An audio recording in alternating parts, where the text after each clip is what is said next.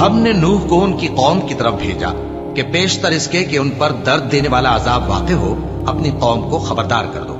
انہوں نے کہا کہ بھائیو، میں تم کو کھلے طور پر خبردار کرتا ہوں کہ اللہ کی عبادت کرو اور اس سے ڈرو اور میرا کہا مانو، وہ تمہارے گناہ بخش دے گا اور موت کے وقت مقرر تک تم کو مہلت عطا کرے گا۔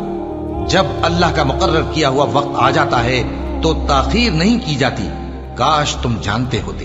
جب لوگوں نے نہ مانا تو نوح نے اللہ سے عرض کی کہ پروردگار، میں اپنی قوم کو رات دن بلاتا رہا لیکن میرے بلانے سے وہ اور زیادہ گریز کرتے رہے۔ جب میں نے ان کو بلایا کہ توبہ کریں اور تو ان کو معاف فرمائے تو انہوں نے اپنے کانوں میں انگلیاں دے لی اور اپنے اوپر کپڑے اوڑھ لیے اور اڑ گئے اور خوب تکبر کرنے لگے۔ پھر میں ان کو بلند آواز سے بھی بلاتا رہا، پھر علانیہ بھی اور رازداری سے بھی سمجھاتا رہا۔ پھر میں نے کہا کہ اپنے پروردگار سے معافی مانگو کہ وہ بڑا معاف کرنے والا ہے۔